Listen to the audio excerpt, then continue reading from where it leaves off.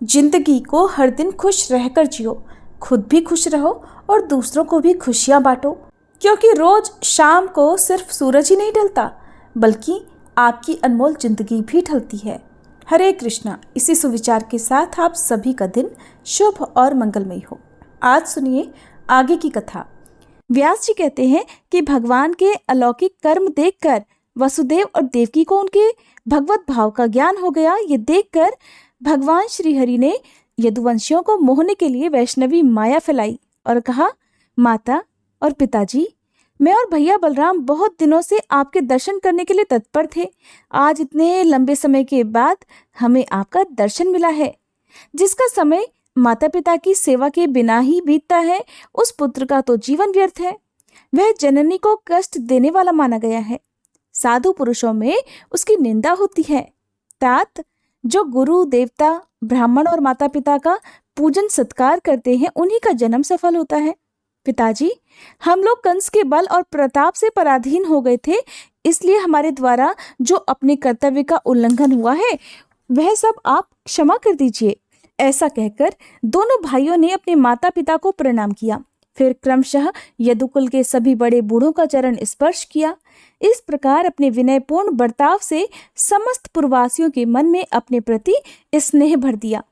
कंस के मारे जाने पर उसकी पत्नियां और माताएं शोक और दुख में डूब गईं और उसको सब ओर से घेर कर अनेक प्रकार से विलाप करने लगी। उन्हें घबराई हुई और दुखी देखकर भगवान कृष्ण स्वयं भी नेत्रों से आंसू बहाते हुए उन सबको सांत्वना देने लगे। उग्रसेन को कैद से छुड़ाया और अपने राजपद पर अभिषिक्त कर दिया। राजासन पर बैठने के बाद उग्रसेन ने अपने पुत्र के और अन्य मरे हुए व्यक्तियों के पारलौकिक कार्य किए। मृतकों की और्ध्वदैहिक क्रिया करने के बाद जब उग्रसेन फिर से सिंहासन पर बैठे, तब श्री कृष्ण ने उनसे कहा, महाराज, जो भी आवश्यक कार्य हो उसके लिए मुझे निशंक होकर आज्ञा दीजिए। जब तक मैं आपकी सेवा में उपस्थित हूँ तब तक आप देवताओं को भी आज्ञा दे सकते हैं, फिर इस पृथ्वी के राजाओं की तो बात ही क्या है।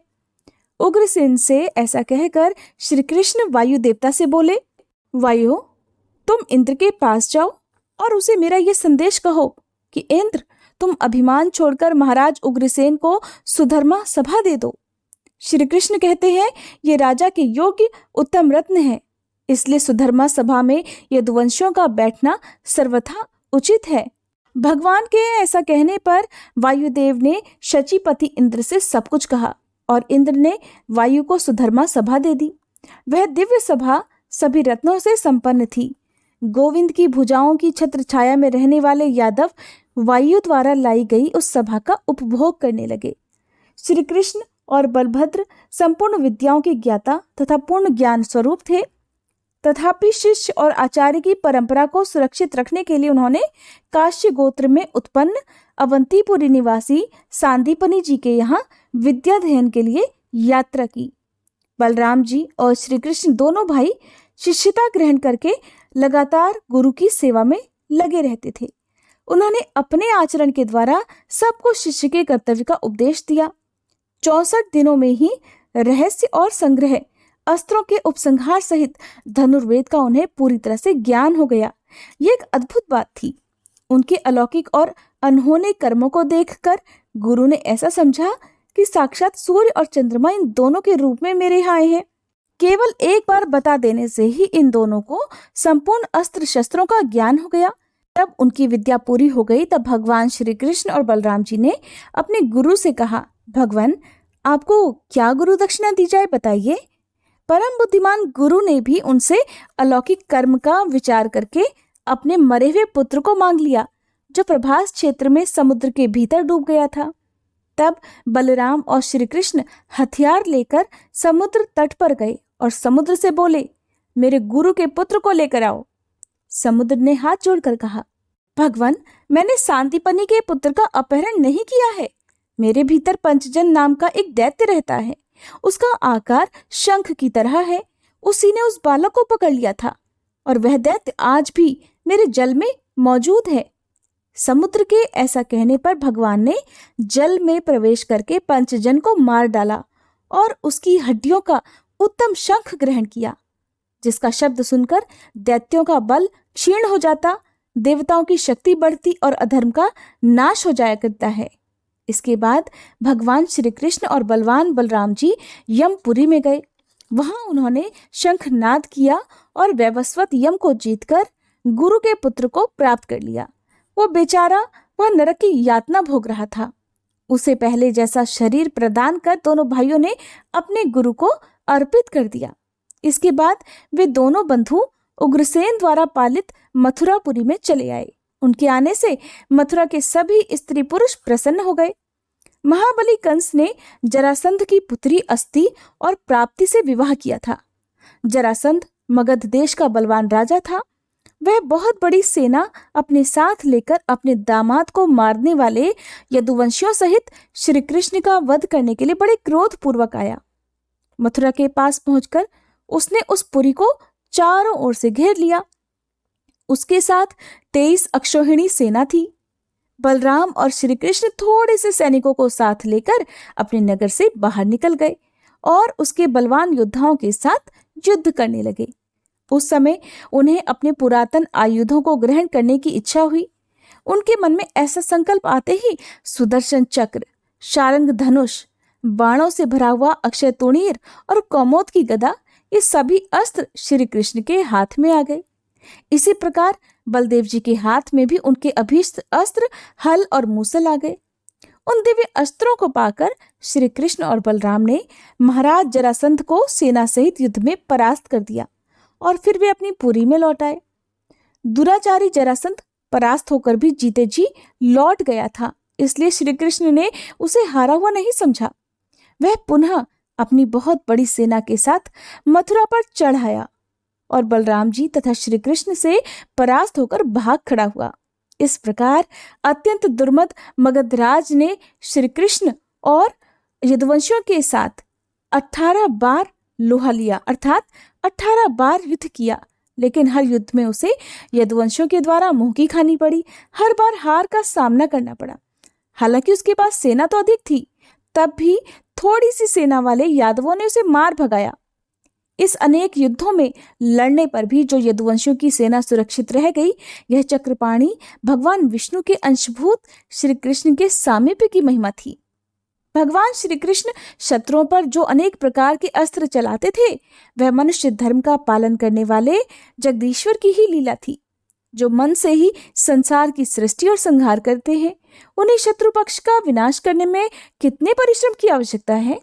फिर भी मनुष्य के धर्म का अनुसरण करते हुए बलवानों से संधि और हीन बलवानों के साथ युद्ध करते थे।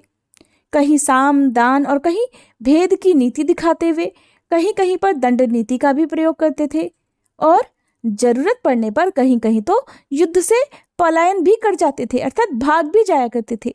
इस प्रकार वे मानव शरीर की चेष्टा का अनुसरण करते थे। अगर आपको पता हो कि भगवान कृष्ण एक बार जब युद्ध के मैदान से भाग गए थे तो उनका एक नाम पड़ गया था, अगर आप उस नाम को जानते हो तो कमेंट बॉक्स में जरूर बताइएगा। इस प्रकार भगवान श्री कृष्ण मानव शरीर में मनुष्यों की तरह ही लीला करते थे, जो उनकी इच्छा के अनुसार हुआ करती थी। दक्षिण में एक यवनों का राजा रहता था। उसने अपने पुत्र काल यवन को अपने राज्य पर अभिषिक्त कर दिया और खुद वन में चला गया। काल यवन बल के मद से उन्मत्त रहता था। एक बार उसने देवर्षि नारद से पूछा, नारद जी, पृथ्वी पर बलवान राजा कौन कौन से हैं? नारद जी ने यादवों को बलवान बताया। तब उसने हाथी, घोड़े, रथ सहित खरबों मलच्छों की सेना साथ ली और यादवों पर आक्रमण की तैयारी कर दी। अब वह हर दिन अविच्छिन्न गति से यात्रा किया करता और इस प्रकार वह मथुरा को चला गया। यादवों के प्रति उसके हृदय में बड़ा रोष था।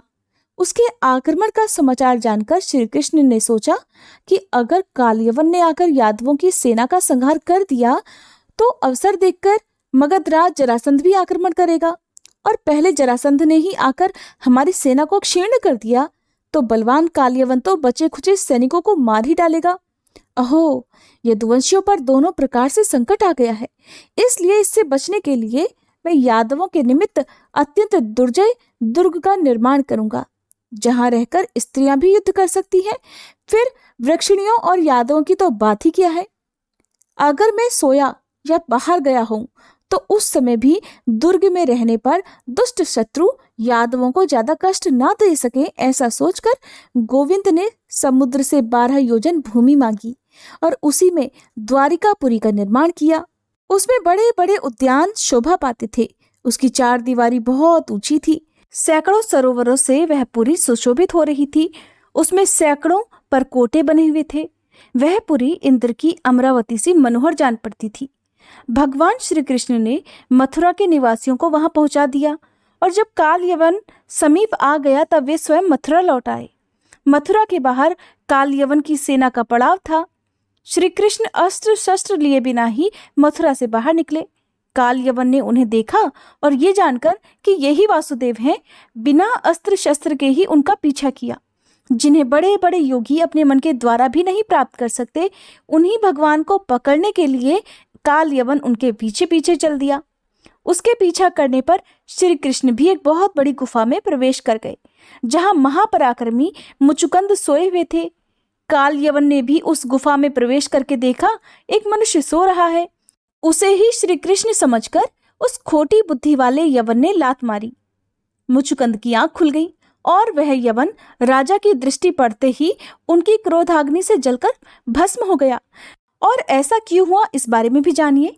पूर्व समय में राजा मुचुकंद देवासुर संग्राम में युद्ध करने के लिए गए हुए थे। वहां उन्होंने बड़े बड़े दैत्यों को हरा दिया। युद्ध समाप्त होने पर उन्हें नींद सताने लगी। तब उन्होंने देवताओं से बहुत लंबे समय तक निद्रा में लीन रहने का वरदान मांगा। देवताओं ने कहा, राजन, जो तुम्हें सोते से उठा देगा वह तुम्हारे शरीर से उत्पन्न हुई अग्नि से उसी क्षण जलकर भस्म हो जाएगा। इस प्रकार पापी कालयवन को भस्म करके राजा ने मधुसूदन से पूछा, आप कौन हैं? तब वे कहने लगे, मैं चंद्रवंश के भीतर यदुकुल में उत्पन्न वसुदेव पुत्र श्री कृष्ण हूँ। ये सुनकर उन्होंने सर्वेश्वर श्री कृष्ण को प्रणाम करके कहा, भगवान, मैंने आपको पहचान लिया। आप श्रीहरि के अंशभूत साक्षात परमेश्वर हैं। पूर्व काल में गार्ग ने कहा था, 28वें द्वापर के अंत में यदुकुल में श्रीहरि का अवतार होगा। वे अवतारधारी श्रीहरि आप ही हैं, इसमें तनिक भी संदेह नहीं। प्रभु, आप मर्त्यलोक के प्राणियों का उपकार करने वाले हैं। आपके इस महान तेज को मैं नहीं सह सकता और आपकी वाणी महामेघ की गंभीर गर्जना के समान है। देवासुर संग्राम में दैत्य पक्ष के महान योद्धा भी आपके जिस महान तेज को सहन नहीं कर सके, वही तेज आज मेरे लिए भी असह्य है। संसार सागर में पड़े हुए जीवन के लिए एकमात्र आप ही परमाश्रय हैं। प्रभु, आप शरणागतों की पीड़ा दूर करने वाले हैं। भगवान, मुझ पर प्रसन्न होइए और मेरे अमंगल को हर लीजिए। आप ही समुद्र, पर्वत, नदी, वन, पृथ्वी, आकाश, वायु, जल, अग्नि तथा पुरुष हैं। पुरुष से भी परे जो व्यापक, जन्म आदि विकारों से रहित, शब्द आदि से शून्य, सदा नवीन तथा वृद्धि और क्षय से रहित तत्व है, वह भी आप ही हैं। देवता, पितर, यक्ष, गंधर्व, राक्षस, सिद्ध, अप्सरा, मनुष्य, पशु, पक्षी, सर्प, मृग तथा वृक्ष सब आपसे ही उत्पन्न हुए हैं। इस चराचर जगत में जो कुछ भी भूत या भविष्य, मूर्त या अमूर्त अथवा स्थूल या सूक्ष्मतर वस्तु है, वह सब आपके सिवा कुछ भी नहीं है। भगवान, इस संसार चक्र में आध्यात्मिक आदि तीनों तापों से पीड़ित होकर सदा भटकते हुए मुझे कभी शांति नहीं मिली। नाथ, मैंने मृग तृष्णा से जल की आशा करके दुखों को ही सुख समझकर ग्रहण किया, इसलिए वे सदा मेरे लिए दुख के कारण ही बने रहे। प्रभु, राज्य, पृथ्वी, सेना, कोश, मित्र, पुत्र, पत्नी और शब्द आदि विषय, ये सब कुछ मैंने सुख बुद्धि से ग्रहण किया, किंतु हे देवेश्वर, परिणाम में ये सब मेरे लिए दुख कारक ही सिद्ध हुए हैं। नाथ, देवलोक की उत्तम गति को प्राप्त देवताओं को भी जब मुझसे सहायता लेने की इच्छा हुई, तब वहां भी नित्य शांति कहाँ है? आप संपूर्ण जगत के उद्गम स्थान हैं। परमेश्वर, आपकी आराधना किए बिना सनातन शांति कौन पा सकता है?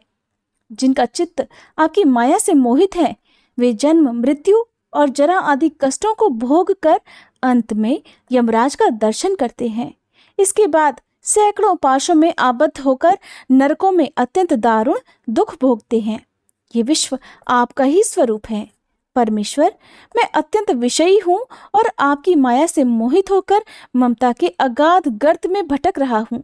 वही मैं आज अपार और स्तवन करने योग्य आप परमेश्वर की शरण में आया हूँ, जिससे अलग दूसरा कोई परम पद ही नहीं है। व्यास जी कहते हैं, परम बुद्धिमान राजा मुचुकुंद के इस प्रकार स्तुति करने पर आदि अंत रहित सर्वभूतेश्वर श्री कृष्ण कहने लगे, हे नरेश्वर, तुम अपनी इच्छा के अनुसार दिव्य लोकों में जाओ और मेरी कृपा से उत्तम ऐश्वर्य से संपन्न होकर वहां के दिव्य भोग भोगो। इसके बाद इस पृथ्वी पर श्रेष्ठ कुल में तुम्हारा जन्म होगा। उस समय तुम्हें अपने पूर्व जन्म की स्मृति बनी रहेगी और मेरी कृपा से तुम मोक्ष भी प्राप्त कर लोगे। ये सुनकर राजा ने जगदीश्वर भगवान श्री कृष्ण को प्रणाम किया और गुफा से निकलकर देखा तो सब मनुष्य छोटे छोटे दिखाई दिए। तब कलयुग आया जानकर वे तपस्या करने के लिए गंधमादन पर्वत पर भगवान नर नारायण के आश्रम में चले गए। श्री कृष्ण ने भी युक्ति से शत्रु का वध कराकर मथुरा में आकर हाथी, घोड़े और रथ से सुशोभित उनकी सारी सेना अपने अधिकार में कर ली और द्वारिका में ले जाकर राजा उग्रसेन को समर्पित कर दी। अब संपूर्ण यादव शत्रुओं के आक्रमण की आशंका से निर्भय हो गए। इसके बाद जो कुछ भी हुआ उसका वृतांत आप सभी अगले अध्याय में जरूर सुनिएगा। अगर वीडियो अच्छी लगी हो तो हर बार की तरह आज भी वीडियो को लाइक करके कमेंट करके जरूर बताइएगा।